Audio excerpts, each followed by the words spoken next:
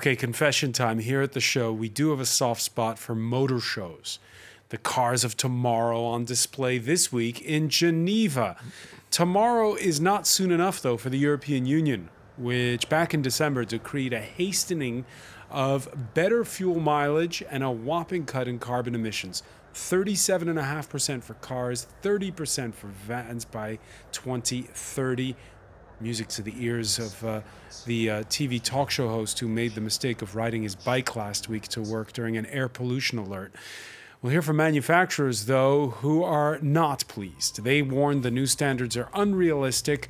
Manufacturers who, after a return to boon years, are braced for a rocky road in 2019 because of the phasing out of diesel, but also potential for trade wars and Brexit, which is already disrupting production before it's even happened. More broadly, if we're talking cars and energy transition, may France's Yellow Vest movement, which was sparked by a fuel tax proposal, serve as a reminder that you can't talk about transport in a vacuum. No time like the present to agree on how we move around tomorrow. Today in the France 24 debate, we're looking at Europe's car trouble. With us, he's a former top executive at French car maker Renault, Jean-Pierre Cornu of business consultants SIA Partners. Thank you for being with us. Thank you very much. We welcome back to the show Nicolas Médan, senior advisor at EV Volumes. What's EV Volumes?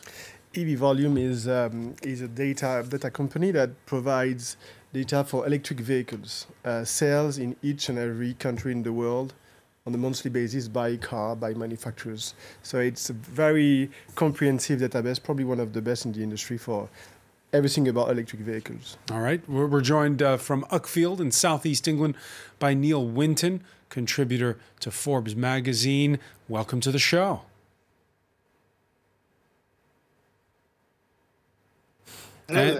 And from Oslo in Norway, Christina Buse, Secretary General of the Norwegian Electric Vehicle Association. Thank you for joining us. You're welcome. I'm happy to be here. The France 24 debate on Facebook and Twitter, hashtag F24debate. Yeah, let's begin with a Geneva Motor Show tradition. The car of the year. Automotive reporters announcing that it was the Jaguar I-Pace, which pipped the Alpine A110 in a second round of balloting. A slick electric model that can take you from 0 to 100 kilometers an hour in 4.8 seconds. If it catches your eye, Nicolas, it'll only set you back 78,000 euros. Which is not affordable to each and every gilet jaune in France, obviously. I think for the third time in a row, we are seeing an SUV as the best car of the year, which is not a good news for CO2 emission, and this is one of the reasons why. Even if it's an electric model? Well, SUV if it's electric, it still uses a lot of energy. On the CO2 emission, how it is calculated, of course, it will be better.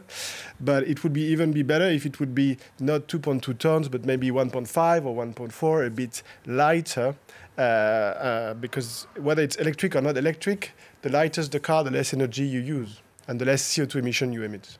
This demand for bigger cars, even as we're talking about energy transition, how do you explain it? It's a very tough question because clearly the demand everywhere in the world, in the US, the F-150 Ford is the bestseller in the US. It's a very heavy car, more than 2 tons. And in China, everywhere in the world, we are buying larger, heavier car. And as Nicolas mentioned, it is quite stupid on the environmental point of view, because you are using a device on 4 wheels, which weighs 1.6, 1.7 tons to carry 80 kilos of human body. It's unrealistic. It's against the law of physics. And the market is pushing this kind of solution. Even if you are driving an electric car, you have to move the weight of the car. You need energy. You need more batteries. And the tricky part of the electric car, if you want to have autonomy, you need to charge more battery, more weight, and it's really endless problem. Yeah, if you want to go from 0 to 100 in 4.8 seconds, you need a big charge. What for? Yeah. Well, what's the real issue of this acceleration? Yeah. You go on race, you go on a circuit, but you are not doing that on the Champs-Élysées. So the question for Europe right now is, how do you faster meet tougher carbon emission standards? Manufacturers were already braced for new emission standards due to go into effect next year. They say the new standards for the year 2030 are disconnected from reality. The figure decided on by the European Union is almost double what was recommended by the European Automobile Manufacturers Association, which I chair. And so I asked myself, what's the significance of this brutal decision to ignore the recommendation of the industry and simply say, well, no, you said a figure, I'll impose double on you. The piece that you penned for Forbes, Neil Winton, you were quite damning of these new regulations.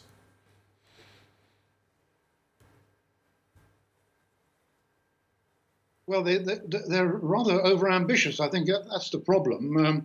The European Union seems very determined to slash away at the CO2 figures without really paying any attention to how we're going to get there in the first place. And I think you mentioned Mr. Tavares from the ASEA. He was saying that by 2030, this could cost 13 million jobs in Europe because the industry just can't keep pace with the regulations. Industry can't keep pace with the regulations. Christina Bu, you agree? Yeah, no, not at all. I think that Europe has to wake up, and European car makers has to wake up. In Norway, so far this year, we already have 40% of our new car sales are fully electric cars. The demand for new electric cars is big, and still you see that car makers in Europe blame consumers, that consumers are not ready. We're ready. We want to drive emission-free. And to do that, we need cars that can run on renewable energy. So I don't get it, because what is a lot bigger threat is actually that if the European car makers can't deliver the cars, the electric cars, then the Chinese companies will come and take over. And that is a lot of a bigger risk than the restrictions and the demand from the European Union. We have to remember that the demand is growing all over the world. In China, fourth quarter of last year, new car sales, 7.4% of new car sales in China as a whole were electric cars. And Europe is lagging behind. But Christina, let me ask you, because we've seen with the Yellow Vest movement here, a lot of the lower middle income class people who need their car to get to work for their livelihood, they say they can't afford these new hybrid or electric models. No, they don't buy new cars at all. People with a certain income buy new cars, but then gradually these cars will be available for also lower income people, and they will be available to a lower cost because they run on a lower cost because fuels are expensive, electricity is cheaper. And the maintenance, of course, is a lot cheaper as well. So in Norway, it's already a well-functioning second-hand market for used electric cars. Okay. And it's not just rich people driving them. They are very popular in also lower income groups. Neil Winton, do you take Christina Bu's point? Isn't it the case that in Norway they have such a huge proportion of electric cars, not least because they made it impossible to afford internal combustion engines. The taxation makes that unaffordable, so people, of course, go down the electric route.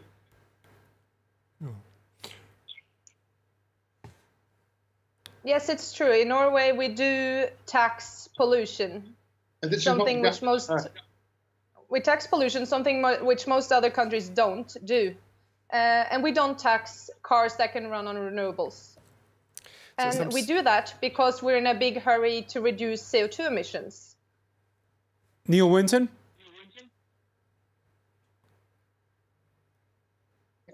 Yes, well, you're talking about cutting pollution, but I think there's a confusion here between the emitting of CO2 and toxic pollution. Now, the industry has cleaned up its act over the years as far as gasoline-powered cars, where they're very, very environmentally friendly in terms.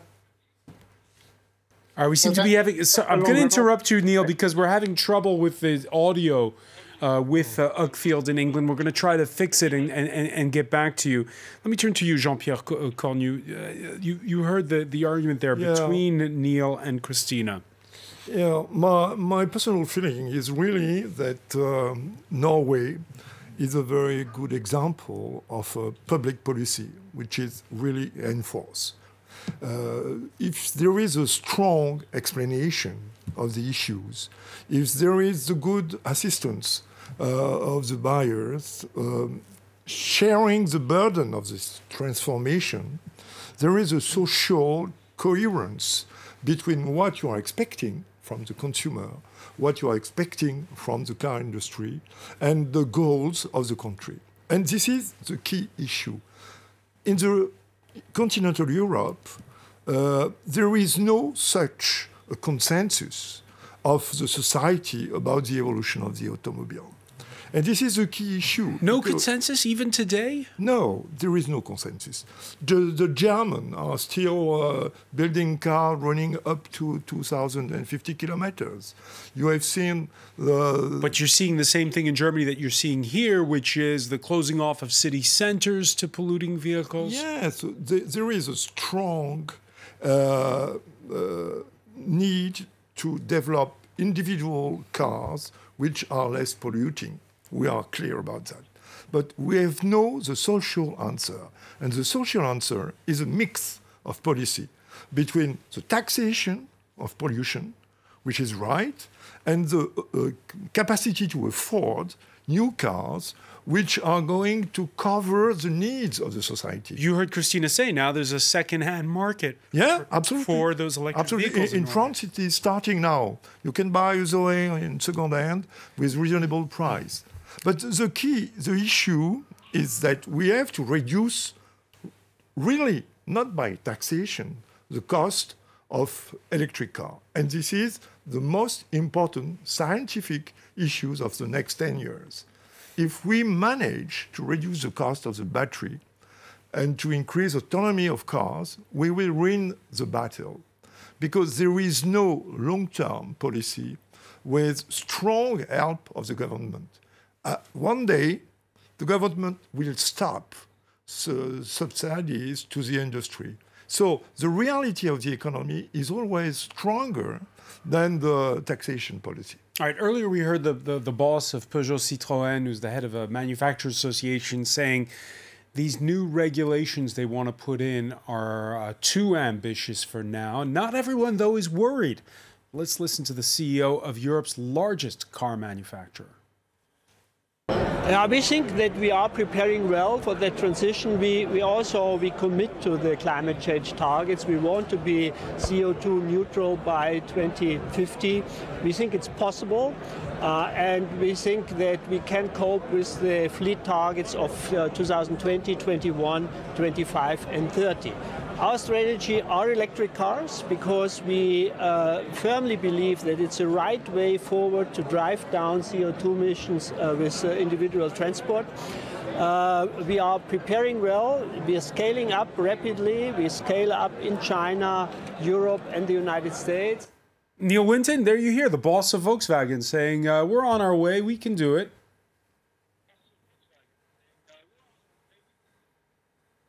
Well, I don't know where you got that one from, but also he was saying last month that if the European Union's regime kicks in 2030, cars and Polo won't be affordable and they won't be able to make them. And he was making the point that that would be right across the European small cars right across the market. And that seems to be Neil, I'm sorry, I'm going to interrupt you a second time. I think that the part of the problem we're having with the audio is perhaps feedback. If for part two, try to maybe put an earpiece in, and we'll solve that. Apologies for that. Nicolas Mélan, your thoughts on well, what you just heard from the CEO of Volkswagen. Well, I think all vehicle manufacturers now, they have to do those, and they have to sell those electric vehicles because they have a very ambitious target. Is it ambitious though, really? Because when he's talking about 2050, that's a long time. No, we're talking about tomorrow, 2020, 2021. They have to reach a target of 95. And last year, 95 grams of CO2 per kilometer. And last year, it increased once again to 120. Yeah. So they have to go from 120 to 95 in 2 years, and it's going to be very hard. If they don't do it, what's going to happen? They're going to pay fines. Yeah. And somebody like Volkswagen in Europe could pay a fine as expensive as €1 billion. So they have to put those cars on the market, and they have to find customers to buy it. Because why one car out of two sold in Norway is electric? Because it's cheaper. As simple as that. Norway is the only country in the world where it's cheaper to buy an electric car than a regular car. But in Europe, it's in France, in Germany, it's not the case yet. And that's why it's important to play with the regime, the tax, so that it becomes cheaper. Okay? And this is, I mean, even if vehicle manufacturers put those nice electric cars at Geneva Motor Show on the market, you still need to find a buyer. These electric cars can drive you every day to go to work, but you can't use it in France to travel 500 kilometers. It is not possible. The buyers are there. It's just these. They don't really try selling the cars, do they? They do in Norway because we have a real competition here. But I know that there's demand in many different countries that is not met at all today. That's not met at all. That's Christina Bu, we're going to pick up on that point. We'll take a very quick break. Stay with us. You're watching the France 24 debate.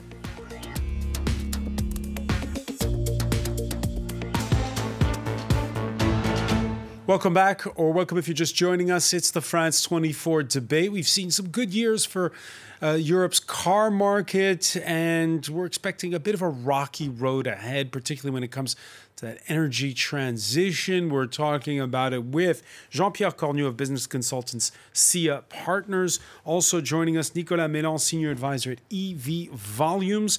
From Uckfield in southeast England, Neil Winton, a contributor to Forbes magazine, and from Oslo, Norway, Christina Bu, Secretary General of the Norwegian Electric Vehicle Association. We were talking about the Geneva Motor Show that is taking place, and it includes electric cars, concept cars, like, for instance, the Citroën Ami 1, built for sharing in inner cities. To open the door, I just have to get my smartphone ready, get it close to the QR code, which will automatically trigger the locking of a door. The only thing I have to do is accompany the opening of a door.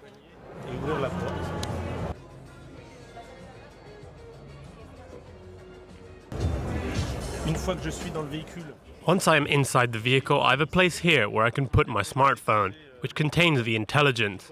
And then I will start the vehicle's machine interface, and I'll be able to see and read on the top window the relevant information related to my trip. Navigation, infotainment, my music, my playlists, or access to services, such as geolocalizing charging stations, or to indicate a place where I want to go. Once I am settled in, I just have to start the vehicle with a start button, which is in a technical position, so the driver will find everything they need to move around within their driving acts.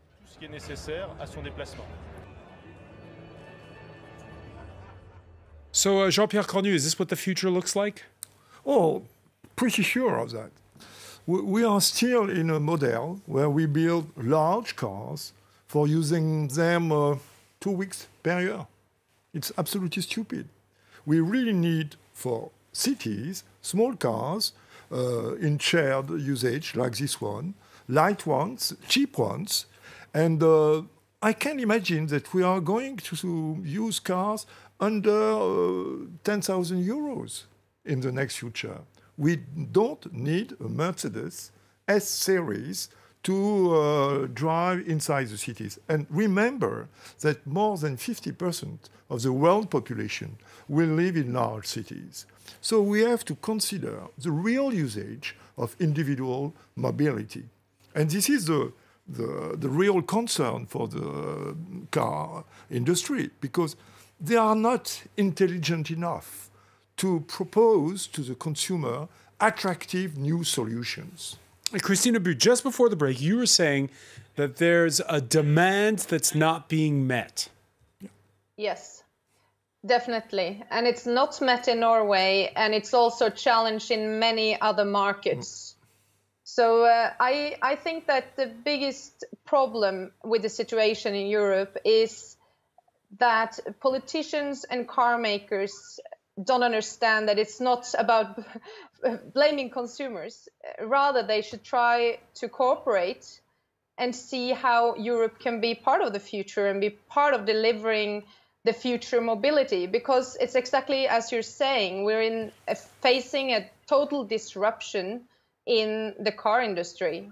And it's about electrification, obviously, but also about car sharing, new mobility solutions, connectivity, etc. And there are new players entering the field every day almost. And that is the biggest challenge going forward, and something that Europe has to wake up and understand. Neil Winton, would you say that things could go faster than we think?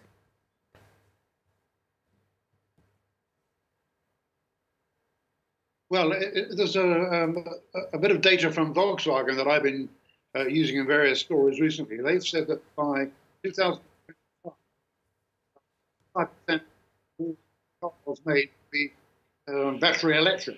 And Volkswagen and all the big German companies are working. But in reality, we're not going to get anywhere close to 25%. It'll be more like 10%. Various stuff that I've seen.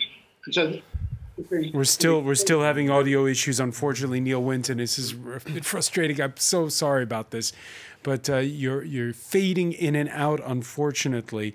Your thoughts on this, Nicolas Menon? Well, I think this car was very interesting. What the guy at Citroën forgot to say, it's weight 500 kilos, and this is definitely the car of the future. He talks about the smartphone. He said what is important is the weight, because tomorrow, when in an energy-constrained world, we need to drive lighter cars. These kind of cars are sold by millions samples in China. It's called low-speed electric vehicles. It's 1 to 2 million electric vehicles 2.5 million every year. And this is definitely the car of the future, which you can use not only in cities, everywhere, just to commute, to go. And it doesn't, for me, the city's car will just go out, whether it's electric or not electric. But it's to commute. And this is definitely an interesting, probably the best solution. And definitely on a European level, the authorities should encourage to people to buy those light electric vehicles, because they're just what we need. Christina Bu, let's take this out of Europe for just 1 second. A lot of our viewers are in other parts of the world, in South Asia, in Africa. There just aren't the infrastructures there right now to have places where you can plug in and charge up. Yeah, well, it's a big interest also outside of the most obvious markets. And we experience that as the Norwegian EV Association. We get a lot of visits from all over the world. And the interest is a lot about charging infrastructure, obviously, but also to learn how Norway has used their policies and to make this happen. But yes, there is a challenge going forward. But what is giving me hope when it comes to charging infrastructure is that there are now more and more of the big money, bigger companies going into these, investing in charging companies, etc. So we're seeing a big change just the last year when it comes to interest in investing in this new energy sector that is melting together with transport. All right, so the question of whether or not the EU can meet its own emissions target is high on the minds of manufacturers as this Geneva Motor Show takes place. There's another concern on everyone's mind, It's called Brexit.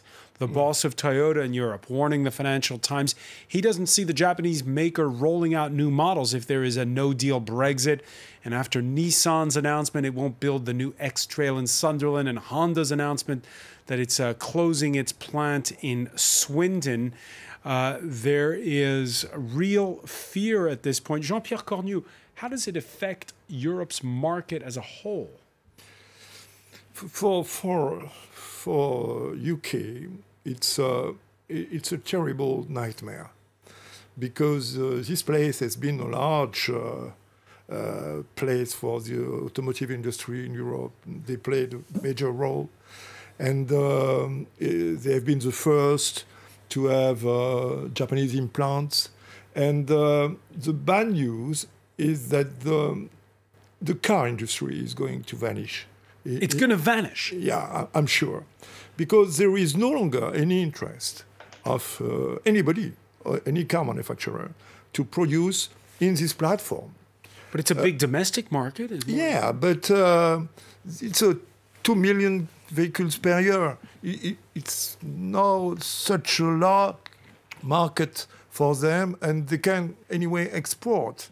And as we have mentioned, the demand is moving very fast. And UK is a place where the market can change drastically towards new kind of vehicles. And to my point of view, those new kinds of vehicle could be built by newcomers. If there is a strong political will in UK, you will have newcomers building those cars with new electric facilities. They are building large nuclear power plants. They have windmills everywhere. And so I think that this transformation of the car industry in UK could be a very good news for the future of the consumer in UK. All right. Do you see the same silver lining, Nicolas Ménon?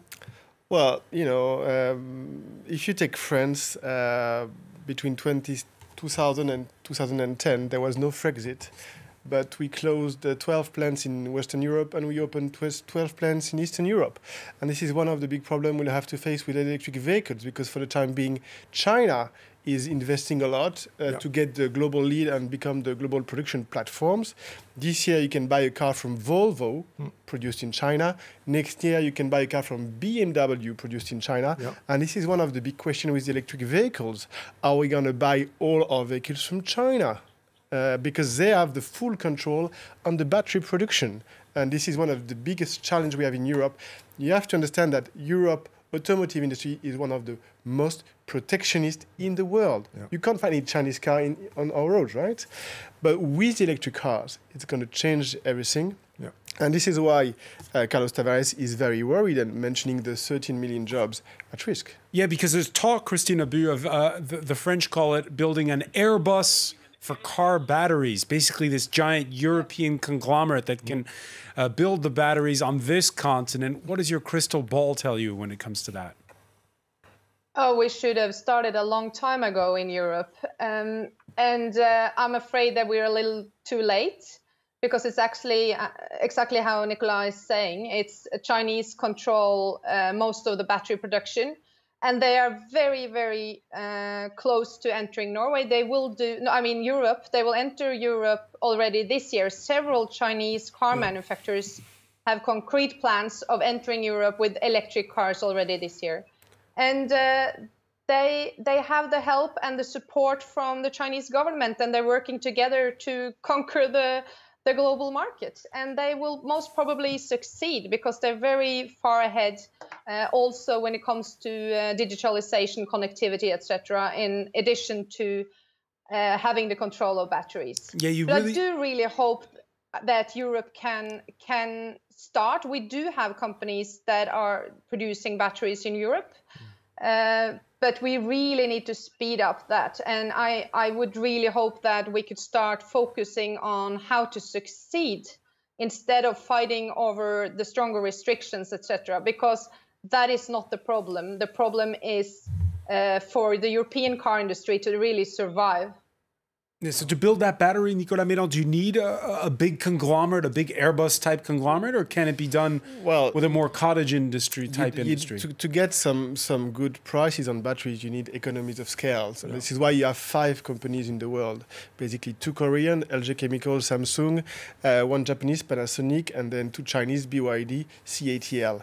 And they have the economies of scales because they produce thousands of batteries. And we haven't invested there. And we are far too late on this, and that's been recognized by the European Commission. So if we want to develop those electric vehicles, we have to be autonomous on the battery production. Yeah. And the problem is that in those batteries, you need something called cobalt, which is refined 80% in China. When Christina was mentioning some Chinese manufacturers coming in Europe, it's not so much about Chinese manufacturers, it's European manufacturers that will have their production base in China, and then sent and shipped the car to Europe. Jean-Pierre Cornu, when you... This is a good reason why Volkswagen is absolutely positive regarding the future of electric car in Europe, because Volkswagen is a Chinese car manufacturer. They are producing 3.5 million vehicles in China. They are very, very supporting to the government policy of electrification in China. So they behave like a Chinese company. And they say, we have no problem. We have the market, we have the technology, we have the relationship with the ecosystem. So we are able already to produce electric car in China and to export them in Europe or in the US. And does VW have any plans to make the batteries here in Europe? BMW is working with CATL, and CATL, it's a Chinese manufacturer. Yeah. They open a plant in Europe, in Germany, for some exactly, for some of the car. You have also something interesting. LG Chemical with opening a plant in Poland, which is the most dirtiest electricity in the world, with 90% of coal. So it's a black battery for a green car, which is a bit strange. But for the time being in Europe, there's been some initiatives, but Bosch said it's too expensive because they don't have the scale. Yeah. Nissan tried it at some point, but they get rid of it. Yeah, they get rid very rapidly because it was too tricky. In France, we're a bit Colbertiste. You know, we like it when the state gets involved. Can the state do something in this case? We have very good R&D facilities in France with CEA, Commissariat à l'Énergie Atomique, which is very strong in battery, and probably one of the best R&D place in the world. But we have no capacity to industrialize that. But we can expect a real technological breakthrough in battery. There are a lot of research development in the world about new techniques in battery, increasing the autonomy, which is a real concern, and also reducing the cost. So I bet and the waste. What about reducing the waste? From used batteries? Because they are using less rare earths, and they are able to improve the capacity to be ecologically friendly of those batteries. We have also the hydrogen way, which is not closed. We can also invest in Europe in hydrogen, and hydrogen is a good solution for some cars. Yeah, just want to mention there is 2 solutions to this problem. The first one, as you said, is invest in R&D in the next generation battery. Yeah. We know we lost the battle up to 2025. It's over. Yeah. We need to find a battery which it's called solid-state batteries, which does not use cobalt. Yeah. Or we do cars which have a smaller battery. And if it's a smaller, like this car Citroën, you don't need the cobalt anymore. Absolutely. But we have to find a way to be autonomous, and we have to come up with an industrial plan. You agree with that, Christina Bouy? Forget the battle to build the current generation of batteries. Just work on the next one. There's always something next. And there's always news about what's coming. But the market is... We're really facing a paradigm shift. The market is changing in an incredible, will change a lot faster than most people understand. So I think we should get along and start joining already right now. And of course there are, as challenge with the cobalt, and the fact that it's produced mined in Congo. But even Amnesty say that we shouldn't stop importing buy cobalt from Congo, but we should make sure that there's transparency in the value chain, and we should make sure that this can be produced in an ethical way. However, there are already big steps towards reducing the amount of cobalt in today's batteries already. Tesla, BMW, and several other companies are doing a lot to make that happen. But yes, there will be new technologies. There's a lot of research going on, but the market is not waiting. This will go now, and Europe has to be part. All right, we're almost out of time, and I can't help it because we have a former executive from Renault here to talk for just 1 second about Carlos Ghosn in Tokyo this Wednesday. Third time lucky for the former Renault-Nissan's bail request, walking out of jail for the first time since the former Renault-Nissan's boss November 19th arrest. His new hard-hitting defense attorney links his corruption charges to the Japanese maker's desire to review the balance of power with Renault. At this stage, this is entirely my speculation. But I think the current situation involving Renault and Nissan may have had an influence. Jean-Pierre Cornu, we don't peddle in conspiracy theories on this show, but your thoughts on this? Yeah, it's a terrible story because what's at stake is the future of the alliance. The alliance was a very strong idea of Schweizer.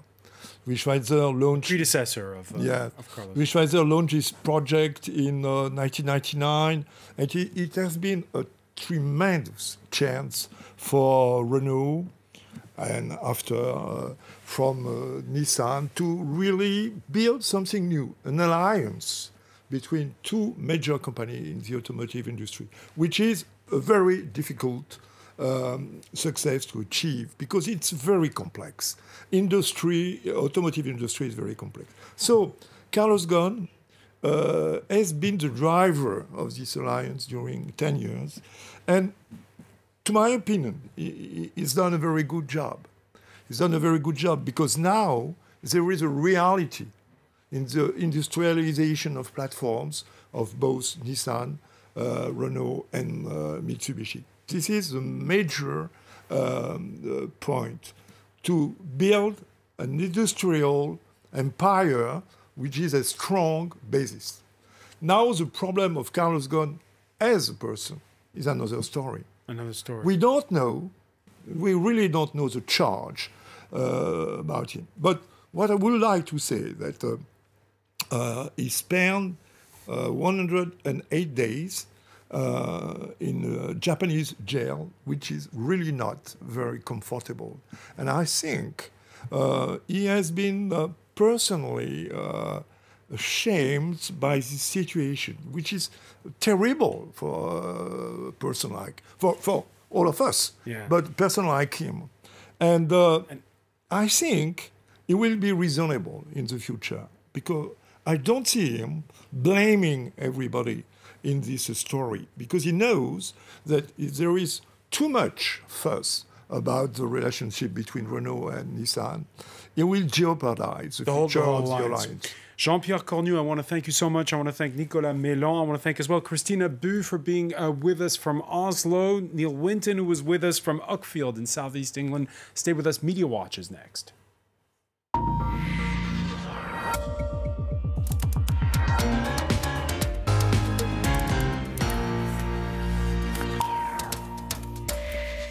We say hello to Nicholas Rushworth. Hello, hello. And Carlos Ghosn is world news, of course. Let's go to the New York Times, which has a picture of him emerging from custody surrounded by police officers and wearing a mask and outfit. And there you can see he's actually hidden away. It's hard to tell which person it is in that image. There, the New York Times saying he's sneaking past a crowd of waiting reporters. Of course, was that deliberate or not? Some of the jibes in Japan were, he's got the silly Japanese habit of wearing masks, and that mask theme came up on the buzz. Let's go to one tweet reaction here. Critical of Carlos Ghosn. Same picture, but in French it's saying there that the former guru of the polluting car, the expensive and unreliable car, is getting out an anti-pollution mask to leave jail after, as you said, after 108 days. And that didn't stop there, of course, the whole theme of masks emerging with Carlos Ghosn gone. What have you done for me lately? I can't breathe, with criticisms flowing towards him, as you said, in jail in Japan, the other side of the world for him. Not obviously in Nissan working there much of the time, but very much a strange place perhaps for him. Here the cartoons Plantu in Le Monde saying that he still believes in Renault, and the Japanese judge is chiming in, says, was he radicalized in prison? Another cartoon out there, much more savage than that. This one, innovation at Renault. We have invented the driverless safe, and in that picture it actually is going to Switzerland, funny enough, which is where the European... Maybe not to the motor show, but okay. The European Motor Show is underway the next 10 days, isn't it? 7 to the 17th. So that theme. Before I end on that, I just want to go to the Hindustan Times, which is showing the picture of the world's most polluted city, Greenpeace, in its report in the last 24 hours, saying that Gurugram, southwest of New Delhi, is the world's most polluted city. 22 cities in India are on that list of top 30 world polluted cities. There you see how horrible it must be in that traffic jam there. How many lanes are there? The Hindu Times saying only 2 air monitors in that city to deal with the problem. Just to establish the scale of the problem. The Guardian picking up this, the 22 leading cities. So we're in that terrible triangle of, yes, economy developing, but what about how do we deal with the issues now? We've got that Geneva Motor Show. My choice is an electric Bugatti. Maybe not very practical, and it won't save the planet. But some of you need $5 million to buy it. 19 actually for that 19. one. 19. Oh, I'm sorry. Is this the future? An orange flying. 19. Of course. An orange flying car. The Geneva Motor Show getting underway, but technology, the economy, all that thing, and in the middle, ordinary people. Perhaps in Kerala, they're learning they have an extra long siesta now. All right. Many thanks for that, Nicholas Rushworth.